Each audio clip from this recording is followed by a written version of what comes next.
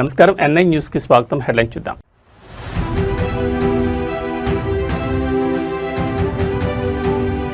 విజయవాడలో అంతర్జాతీయ యోగా దినోత్సవ వేడుకలు. బాబా రామ్దేవ్తో కలిసి మంత్రి లోకేష్ యోగాసనాలు.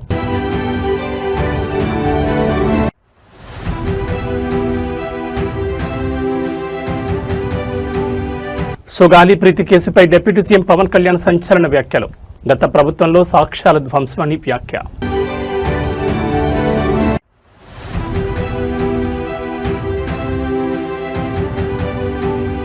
జేఈఈ ఫలితాల్లో తెలంగాణ విద్యార్థి సంచలనం. స్టేట్ టాపర్ వివార్ధన్ను అభినందించిన కేటీఆర్.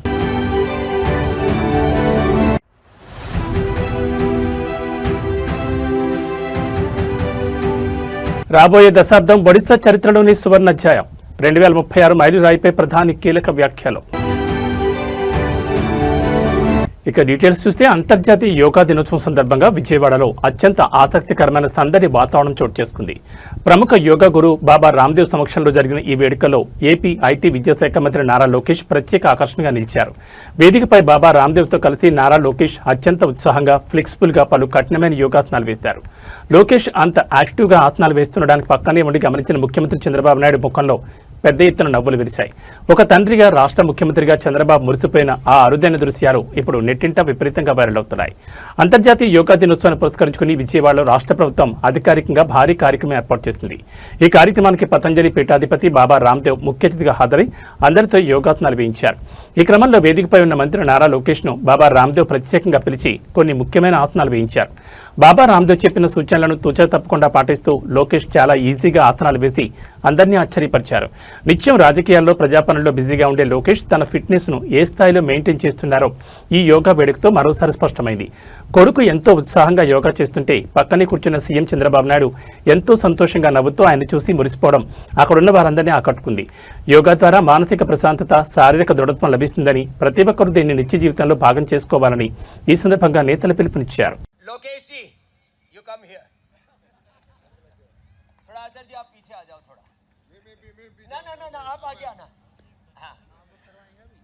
नारा लोकेश जी and Swami Ramdev both are practicing power yoga practice. Come. आ जाओ ऐसे आओ. ऐसे आओ. हाँ चलो. 1, 2, 3. 1, 2. And 3. 1. This is one practice. आप भी रोज करना. थोड़ा fast.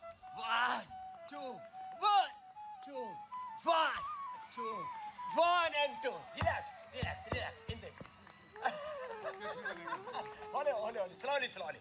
Now, only 2, 3. Not more. Now, this. Keep your right hand here. Right leg. और नीचे आओ, ऊपर देखो, फिर वापस, फिर इधर दूसरी तरफ से, इधर से, यस, फिर ऐसे, फिर इधर से. चलो, you can do first this.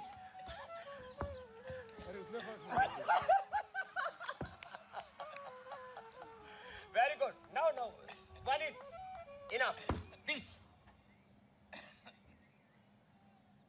Take a deep breath, raise your body upside, then exhale the breath, come back to in the normal position. Now we are doing this 10 times only. अरे जोरदार ताली बजाओ लोकेश नारा जी के लिए.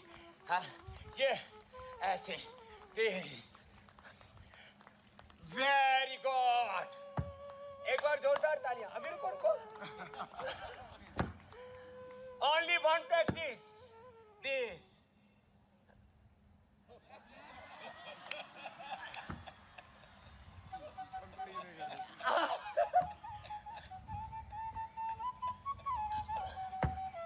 चक्करदान. This.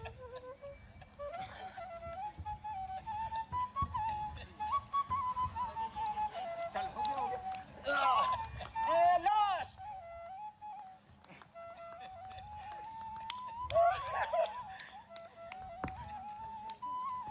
चलो जोरदार तालियां. जोरदार तालियां हो जाए. इनको आज पावर दी है ना. but he's very powerful guy. तो अब देखो, हाँ, लोकेश जी, you come here. थोड़ा आचार्य जी आप पीछे आ जाओ थोड़ा. ना आप आगे आना. हाँ. नारा लोकेश जी and Swami Ramdev both are practicing power yoga practice. Come, आ जाओ, ऐसे आओ. ऐसे आओ. हाँ चलो. 1, 2, 3. 1, 2, and 3. 1. This is one practice. आप भी रोज करना. थोड़ा fast. 1, 2, 1, 2, 1, 2, 1 and 2. Relax in this. Hold on. Slowly. Now, only 2, 3. Not more. Now, this. Keep your right hand here. Right leg. और नीचे आओ. ऊपर देखो. फिर वापस. फिर इधर दूसरी तरफ से. इधर से. Yes. फिर ऐसे. फिर इधर से. चलो. You can do fast. This.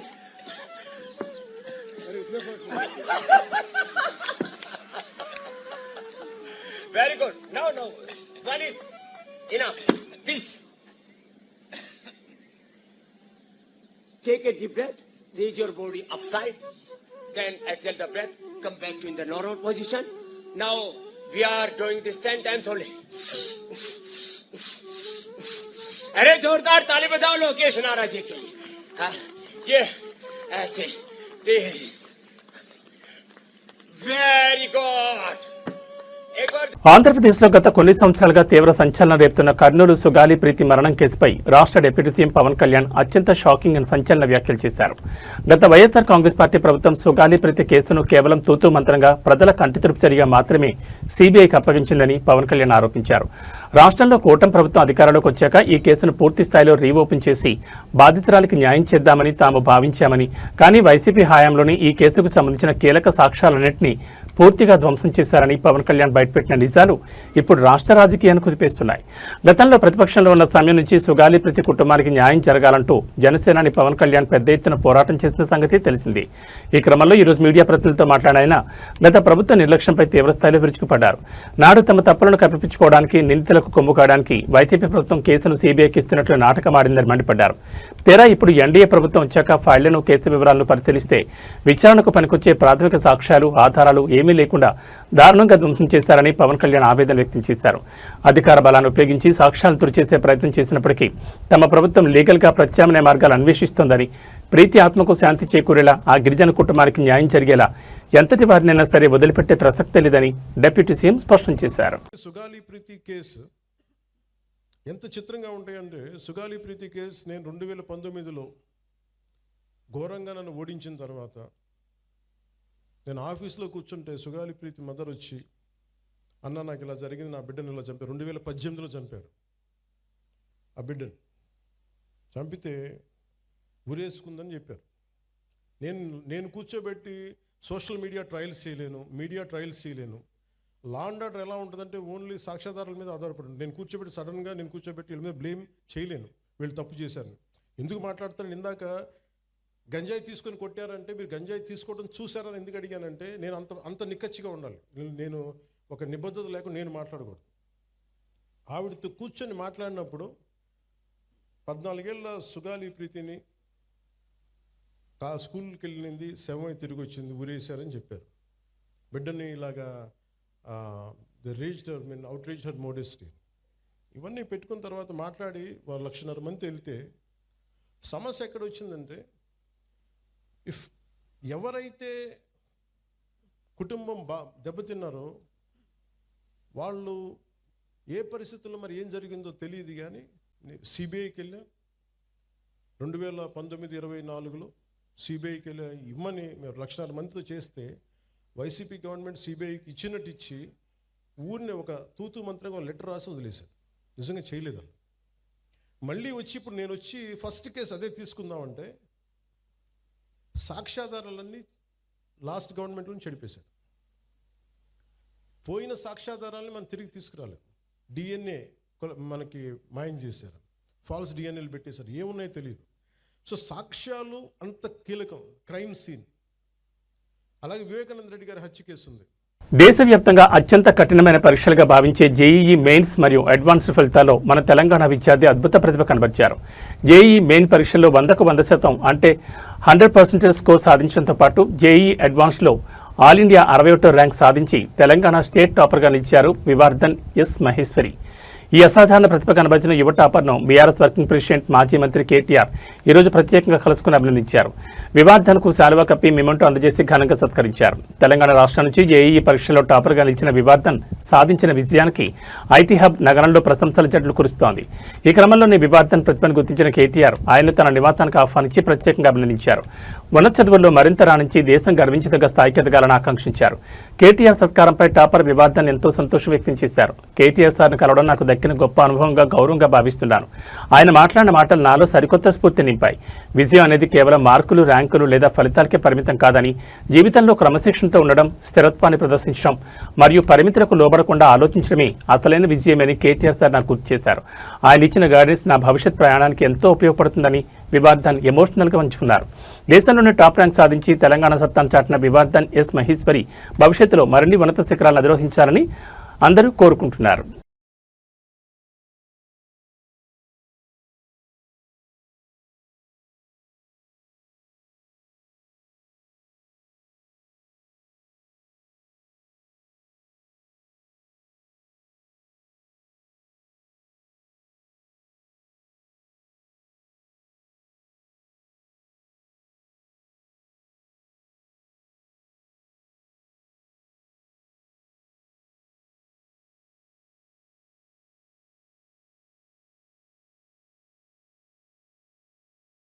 అంతర్జాతీయ యోగా దినోత్సవం సందర్భంగా సిద్దిపేట జిల్లా హుస్నాబాద్ నియోజకవర్గంలో సరికొత్త సందడి నెలకొంది. స్థానిక ఎల్లమ్మ చెరువు తీరంలో రాష్ట్ర రవాణా బీసీ సంక్షేమ శాఖ మంత్రి పొన్నం ప్రభాకర్ నేతృత్వంలో 12వ అంతర్జాతీయ యోగా దినోత్సవ వేడుకలు అత్యంత ఘనంగా నిర్వహించారు. ఈ వేడుకల్లో మంత్రి పొన్నం ప్రభాకర్ స్వయంగా పాల్గొని స్థానిక యువత, విద్యార్థులు మరియు యోగా సాధకులతో కలిసి పలు ఆసనాలు వేశారు. యోగా ప్రాధాన్యతను వివరిస్తూ హుస్నాబాద్ ప్రజల కోసం ఆయన ఒక అదిరిపోయే ప్రకటన చేశారు. తెలంగాణ ప్రభుత్వం రాష్ట్ర వ్యాప్తంగా అంతర్జాతీయ యోగా దినోత్సవాన్ని అధికారికంగా మరియు ప్రతిష్టాత్మకంగా నిర్వహిస్తోంది. ఇందులో భాగంగా హుస్నాబాద్ ఎల్లమ్మ చెరువు వద్ద నిర్వహించిన ఈ ఈవెంట్లో మంత్రి పొన్నం ప్రభాకర్ ప్రత్యేక ఆకర్షణగా నిలిచారు. యోగాసనాలు వేసిన అనంతరం ఈ ప్రత్యేక రోజును పురస్కరించుకుని ఆయన అక్కడ ప్రజాప్రతినిధులతో కలిసి కేక్ కట్ చేశారు. అనంతరం మీడియాతో మాట్లాడిన మంత్రి యోగా అనేది భారతదేశ ప్రాచీన సంస్కృతి సంప్రదాయాల్లో ఒక భాగమని కొనియాడారు. ప్రజల్లో యోగా పట్ల మరింత అవగాహన పెంచేందుకు, ముఖ్యంగా ఉదయం పూట వాకింగ్ ఇచ్చే వారికి ప్రోత్సహించేందుకు హుస్నాబాద్లో సూర్య నమస్కారాల 12 పద్ధతులను ప్రతిబింబించేలా ప్రత్యేక విగ్రహాలను ఏర్పాటు చేయబోతున్నట్లు మంత్రి ప్రకటించారు. వయసుతో సంబంధం లేకుండా శారీరక, మానసిక దృఢత్వం కోసం ప్రతి ఒక్కరూ ప్రతిరోజు యోగాను తమ దినచర్యలో భాగం చేసుకోవాలని, అప్పుడే healthy Husnabad, healthy Telangana, healthy India సాధ్యమవుతుందని మంత్రి పొన్నం పిలుపునిచ్చారు. హుస్నాబాద్లో సూర్య నమస్కారాల విగ్రహాలను ఏర్పాటు చేస్తామన్న మంత్రి పొన్నం ప్రభాకర్ నిర్ణయంపై స్థానిక ప్రజలు, మార్నింగ్ వాకర్స్ హర్షం వ్యక్తం చేస్తున్నారు.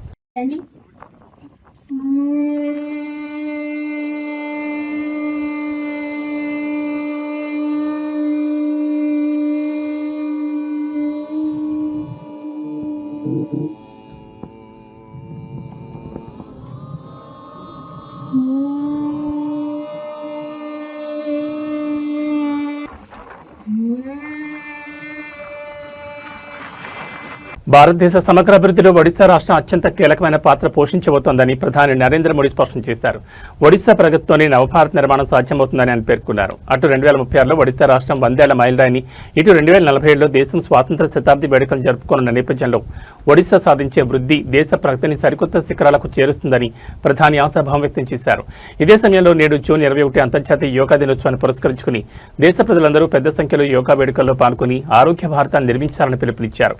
కేంద్రంలో మరియు ఒడిశాలో డబుల్ ఇంజన్ సర్కార్ వేగంగా అడుగులు వేస్తున్న తరుణంలో ప్రధాని మోడీ చేసిన వ్యాఖ్యలు ప్రాధాన్యత సంతరించుకున్నాయి. రాబోయే దశాబ్దం ఒడిశా చరిత్రలోనే కాకుండా యావత్ దేశ అభివృద్ధిలోనే ఒక సువర్ణ అధ్యాయం కాబోతుందన్నారు. ఒడిశాలో ఉన్న సహజ వనరులు, మానవ వనరులను పూర్తి స్థాయిలో సద్వినియోగం చేసుకుంటూ నవభారత్ నిర్మాణంలో ఆ రాష్ట్రాన్ని ముందంజలో నిలుపుతామని హామీ ఇచ్చారు. మరోవైపు జూన్ 21 అంతర్జాతీయ యోగా దినోత్సవాన్ని పురస్కరించుకుని ప్రధాని మోడీ దేశవ్యాప్తంగా విస్తృతంగా ప్రచారం కల్పించారు. యోగా అనేది కేవలం ఒక వ్యాయామం మాత్రమే కాదని, అది శారీరక, మానసిక సంపూర్ణ ఆరోగ్యానికి మార్గం మార్గమని ప్రధాని గుర్తు చేశారు. ప్రపంచవ్యాప్తంగా భారత్ అందించిన ఈ అద్భుత విద్యను ప్రతి ఒక్కరూ ఆదరిస్తూ నేడు జరిగే ప్రత్యేక యోగా ప్రదర్శనలో భాగస్వాములు కావాలని దేశ ప్రజలకు యువతకు పిలుపునిచ్చారు. ప్రధాని పిలుపుతో దేశంలోని అన్ని ప్రధాన నగరాలు మరియు చారిత్రక ప్రదేశాల్లో యోగా వేడుకలు ఘనంగా ప్రారంభమయ్యాయి. साथियों, आने वाले समय में हमारे सामने दो महत्वपूर्ण पड़ाव है. 2036 में उड़ीसा के गठन के 100 वर्ष पूरे होंगे और 2047 में भारत की स्वतंत्रता के 100 वर्ष पूरे होने वाले. यानी उड़ीसा और देश का लक्ष्य एक ही दिशा में है. ओडिशा की अर्थव्यवस्था मजबूत होगी तो भारत मजबूत होगा. मुझे ओडिशा के सामर्थ्य पर भरोसा है. हमें मिलकर ओडिशा को विकास की बुलंदियों पर पहुंचाना है. साथियों, कल 21 जून को अंतर्राष्ट्रीय योग दिवस भी मनाया जाना है. ज्ञान और योग की धरती ओडिशा, योग यहां के संस्कारों का हिस्सा रहा है. मैं ओडिशा की धरती से पूरे देश से, पूरी दुनिया के लोगों से आह्वान करता हूं, आप सब ज्यादा से ज्यादा संख्या में योग दिवस में हिस्सा लें. मैं एक बार फिर आप सभी को आज के अवसर और विकास परियोजनाओं की बहुत बहुत बधाई देता हूं. मैं माननीय राष्ट्रपति जी का विशेष रूप से आभार प्रकट करता हूं कि मुझे उनके साथ उनकी कर्मभूमि को देखने का मौका मिला. एक बार फिर उन्हें जन्मदिन की बहुत बहुत बधाई, बहुत बहुत धन्यवाद. जय जगन्नाथ, जय जगन्नाथ, जय जगन्नाथ.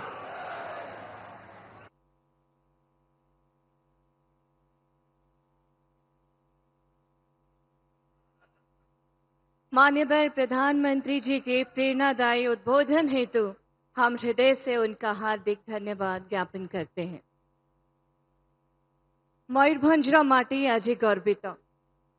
भारतर सर्वोच्च सांविधानिक पदवी को निजर निष्ठा, सरलता और सेवा भाव में अलंकृत करुथिबा माननीय राष्ट्रपति श्रीमती द्रौपदी मुर्मू महोदया आज समग्र देश पई प्रेरणा साजिंचंती. जोरदार करताली देई ఆంధ్రప్రదేశ్లో విజయవాడ కృష్ణలంక పోలీస్ స్టేషన్ పరిధిలో చోటు చేసుకున్న గాదే సాయికృష్ణ లాకప్ డెత్ వ్యవహారం తీవ్ర రాజకీయ దుమారం రేపుతోంది. ఈ దారుణ ఘటనకు నిరసనగా బాధిత కుటుంబానికి న్యాయం చేయాలంటూ తిరుపతిలో వైఎస్ఆర్ కాంగ్రెస్ పార్టీ భారీ ఎత్తున రోడ్డుపైకి వచ్చింది. శాంతి భద్రతలను కాపాడడంలో ఘోరంగా విఫలమైన రాష్ట్ర హోంమంత్రి వెంగళపూడి అనిత తక్షణమే తన పదవికి రాజీనామా చేయాలని వైసీపీ సీనియర్ నేత భూమన కరుణాకర్ డిమాండ్ చేశారు. సాయికృష్ణ తల్లికి సంఘీభావంగా తిరుపతిలో నిర్వహించిన భారీ నిరసన ర్యాలీలో ఆయన కూటమి ప్రభుత్వంపై తీవ్రస్థాయిలో విరుచుకుపడ్డారు.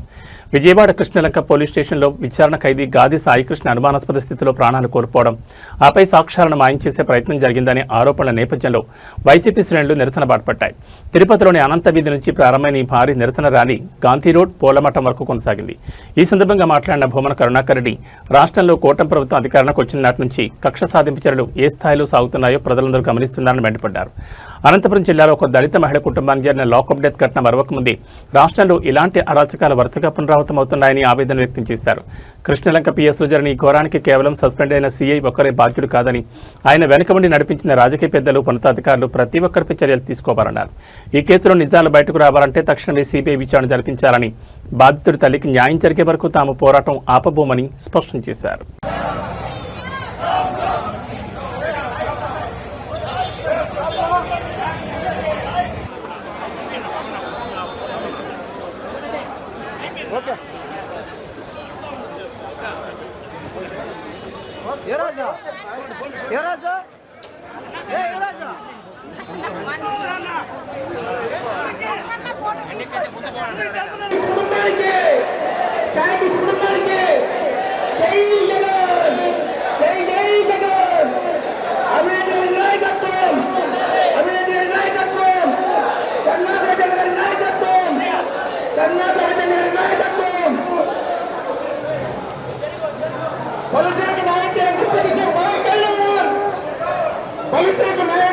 ఆంధ్రప్రదేశ్లో అధికార కూటమి ప్రభుత్వం 2 సంవత్సరాల విజయవంతమైన పాలన పూర్తి చేసుకున్న సందర్భంగా ఏలూరు జిల్లా నూజివీడు పట్టణంలో రాజకీయ వేడి ఒక్కసారిగా రాజుకుంది. 2 ఏళ్ల నమ్మకం, అభివృద్ధి, సంక్షేమం అనే పవర్ఫుల్ నినాదంతో నూజివీడు నడిబొడ్డున నిర్వహించిన భారీ బైక్ ర్యాలీ, బహిరంగ సభ రాష్ట్ర వ్యాప్తంగా అందరి దృష్టిని ఆకర్షించింది. ఈ ప్రతిష్టాత్మకమైన కార్యక్రమంలో రాష్ట్ర గృహ నిర్మాణ, సమాచార, పౌర సంబంధాల శాఖ మంత్రి కొలుసు పార్థసారథి ముఖ్య అతిథిగా హాజరయ్యారు. గత 2 ఏళ్లలో కూటమి ప్రభుత్వం సాధించిన రికార్డు స్థాయి అభివృద్ధి, సంక్షేమ పథకాలను ప్రజల ముందుంచిన మంత్రి ఈ ఏడాది రైతుల ఖాతాలోకి చేరిన అన్నదాత సుఖీభవ నిధుల వివరాలను క్షేత్రస్థాయిలో వివరించారు. నూజివీడు నియోజకవర్గ కూటమి శ్రేణులు నియోజకవర్గ వ్యాప్తంగా వేలాది బైకులతో నిర్వహించిన ఈ ర్యాలీ పట్టణాన్ని పసుపు, కాషాయ, జనసేన జెండాలతో ముంచెత్తింది. అనంతరం జరిగిన బహిరంగ సభలో మంత్రి కొలుసు పార్థసారథి ప్రజలను ఉద్దేశించి ఉద్వేగభరితంగా ప్రసంగించారు. చంద్రబాబు నాయుడు నేతృత్వంలోని కూటమి ప్రభుత్వం అధికారంలోకి వచ్చిన 2 ఏళ్లలోనే నూజివీడు నియోజకవర్గంతో పాటు ఏలూరు జిల్లా రూపురేఖలను మార్చడానికి పక్కా రోడ్ మ్యాప్తో ముందుకు వెళ్తోందని చెప్పారు. ముఖ్యంగా వ్యవసాయ రంగానికి ఊతమిచ్చేలా ఈ ఏడాది ప్రతిష్టాత్మకంగా విడుదల చేసిన అన్నదాత సుఖీభావ పథకం నిధుల జమ వివరాలను ఆయన రైతులకు గణాంకాలతో సహా వివరించారు. రైతాంగాన్ని ఆదుకోవడమే తమ ప్రభుత్వ ప్రథమ ప్రాధాన్యతని స్పష్టం చేశారు. కేవలం మాటలు చెప్పడం కాకుండా అభివృద్ధి, సంక్షేమాలను 2 కళ్లుగా చేసుకుని కూటమి ముందుకు సాగుతోందని, నూజివీడు ప్రజలు చూపించిన ఈ అపారమైన విశ్వాసమే ప్రభుత్వానికి కొండంత బలమని మంత్రి పార్థసారథి కొనియాడారు.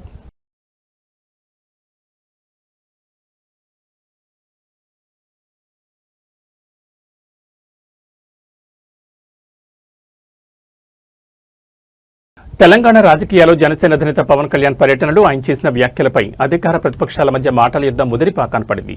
ఈ నేపథ్యంలో AP deputy CM Pawan Kalyan లక్ష్యంగా మాజీ మంత్రి, BRS senior MLA Jagadish Reddy అత్యంత పదునైన సంచలన వ్యాఖ్యలు చేశారు. సినిమాల్లో వచ్చే ఐటెం సాంగ్స్కు కథతో ఎలాంటి సంబంధం ఉండదో, రాజకీయాల్లో పవన్ కళ్యాణ్ మాట్లాడే మాటలు కూడా అలాగే ఉంటాయని జగదీష్ రెడ్డి ఎద్దేవా చేశారు. అసలు తెలంగాణలో ఉనికి లేని జనసేన పార్టీని స్క్రీన్పై తెచ్చి కాంగ్రెస్ ప్రభుత్వం తమ వైఫల్యాన్ని కప్పిపుచ్చుకోవడానికి ఒక పెద్ద పొలిటికల్ డ్రామా నడుపుతోందని ఆయన ధ్వజమెత్తారు. సూర్యాపేటలో మీడియాతో మాట్లాడిన జగదీష్ రెడ్డి రాష్ట్రంలోని కాంగ్రెస్ ప్రభుత్వంపై మరియు పవన్ కళ్యాణ్ వ్యవహార శైలిపై తీవ్రస్థాయిలో విరుచుకుపడ్డారు. తెలంగాణలో ప్రస్తుతం రైతుల ధాన్యం కొనుగోలు, ఇతర ప్రజా సమస్యలు తీవ్రంగా ఉన్నాయని, వాటి నుంచి ప్రజల దృష్టిని మళ్లించడానికే ముఖ్యమంత్రి రేవంత్ రెడ్డి, పవన్ కళ్యాణ్ కలిసి ఈ కొత్త నాటకాన్ని తెరలేపారని ఆరోపించారు.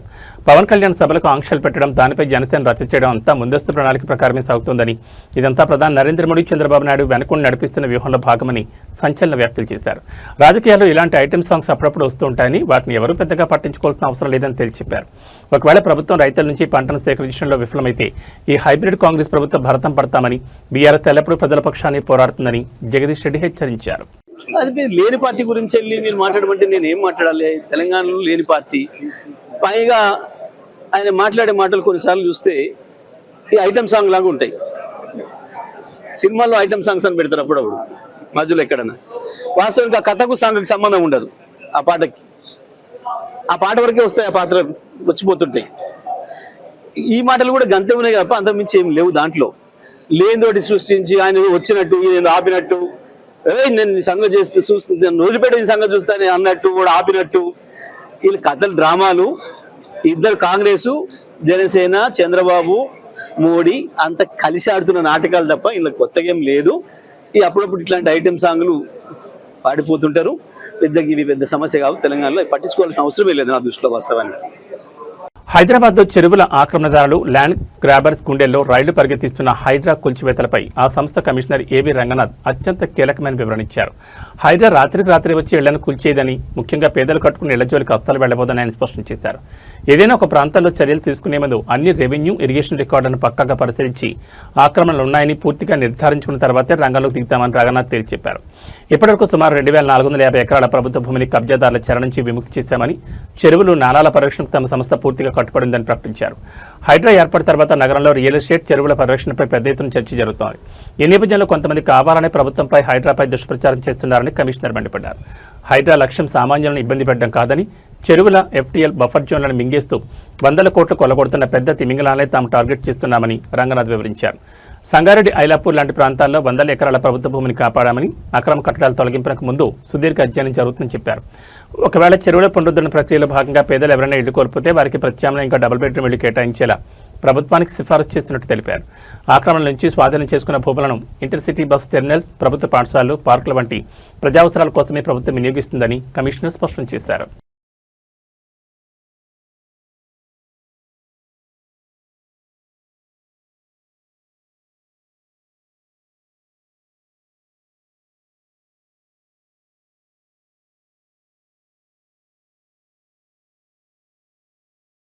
టాలీవుడ్ బాక్సాఫీస్ రికార్డులను తిరగరాసిన రంగస్థలం చిత్రం తర్వాత global star Ram Charan creative genius Sukumar కాంబినేషన్లో అనౌన్స్ అయిన RC-17 ప్రాజెక్ట్ కోసం మేఘాభిమానులు ఎంతగానో ఎదురు చూస్తున్నారు.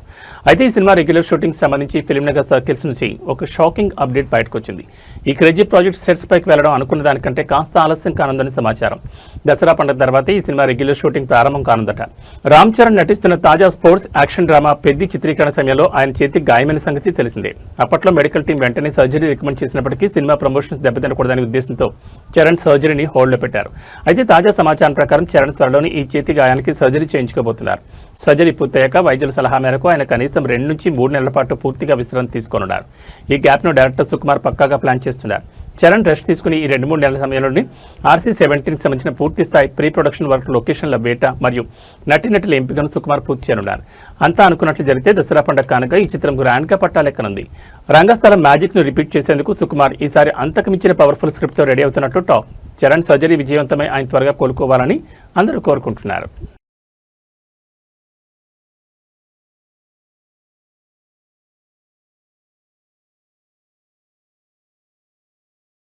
దేశవ్యాప్తంగా అత్యంత వివాదాస్పదమైన నీట్ యూజీ రాసే విద్యార్థులకు మరియు తల్లిదండ్రులకు ఇది అత్యంత కీలకమైన సమయం. జూన్ 21 తేదీన అంటే రేపు నిర్వహించబోయే నీట్ పునఃపరీక్షను 100% పారదర్శకంగా పకడ్బందీగా నిర్వహించేందుకు కేంద్ర ప్రభుత్వం మరియు నేషనల్ ఏజెన్సీ సర్వశక్తులు ఒడ్డుతున్నాయి. ఇందులో భాగంగానే పరీక్షా కేంద్రాల వద్ద ఏర్పాట్లు, ప్రశ్నపత్రాల సురక్షిత రవాణా మరియు అభ్యర్థుల తనిఖీ వ్యవస్థల పనితీరును పరిశీలించేందుకు ఈరోజు దేశవ్యాప్తంగా ఒక భారీ మాక్ డ్రిల్ నిర్వహించారు. దేశంలోని 551 నగరాలతో పాటు 14 అంతర్జాతీయ కేంద్రాల పరిధిలోని సుమారు 5440 పరీక్షా కేంద్రాల్లో ఈరోజు ఉదయం నుంచే మాక్ డ్రిల్ ప్రారంభమైంది. ఈసారి పరీక్షల్లో ఎలాంటి తప్పులు జరగకూడదని ఉద్దేశంతో దాదాపు 2.5 లక్షల మంది భద్రతా సిబ్బందిని ఎన్టీఏ రంగంలోకి దించింది. పరీక్షా కేంద్రాలను 95,000 గదుల్లో అమర్చిన 138,560 సీసీ కెమెరాల లైవ్ ఫీడ్ను నేషనల్ మరియు స్టేట్ లెవెల్ కంట్రోల్ రూమ్లకు కనెక్ట్ చేసి చెక్ చేశారు. బయోమెట్రిక్ వెరిఫికేషన్ సిస్టమ్స్ సవ్యంగా పనిచేస్తున్నాయా లేదా అని నిర్ధారించుకోవడంతో పాటు ఎలక్ట్రానిక్ పరికరాల ద్వారా మోసాలకు పాల్పడకుండా ఉండేందుకు రికార్డు స్థాయిలో 51,311 మొబైల్ సిగ్నల్ జామర్లను పరీక్షా వేదికల వద్ద టెస్ట్ చేశారు. అభ్యర్థులను కేంద్రంలోకి అనుమతించే ముందు 2 అంచెల తనిఖీలు ఉంటాయని, ప్రతి 100 మంది అభ్యర్థులకు ఒక తనిఖీ సిబ్బంది చొప్పున నియమించామని అధికారులు స్పష్టం చేశారు. పరీక్షా కేంద్రాల చుట్టూ 100 మీటర్ల పరిధిలో నిషేధాజ్ఞలు అమలు చేయబోతున్నారు. రేపు మధ్యాహ్నం 2 గంటల నుంచి సాయంత్రం 5:15 వరకు ఈ పరీక్ష జరగనుంది.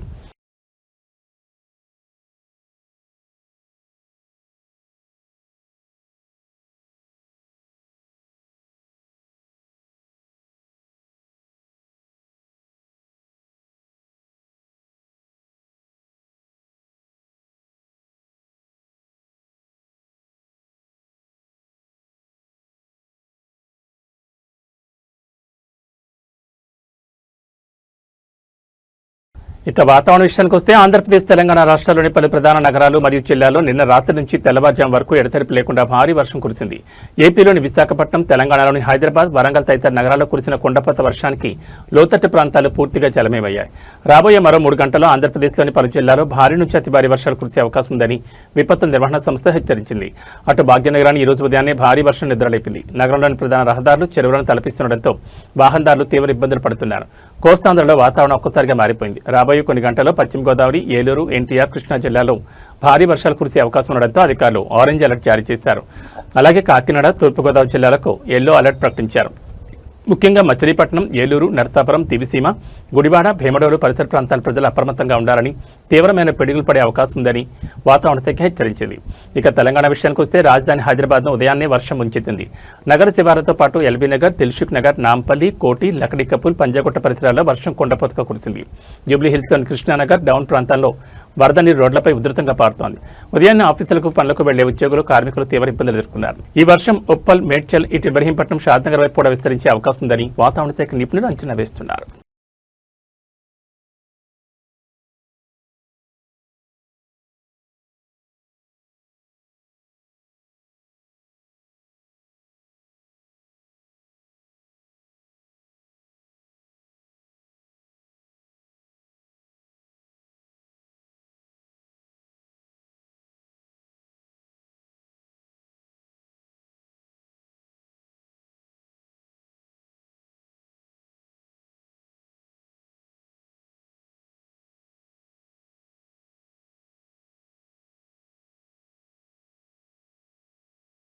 ఏబీ బులెటిన్ విశేషాలు. నమస్కారం.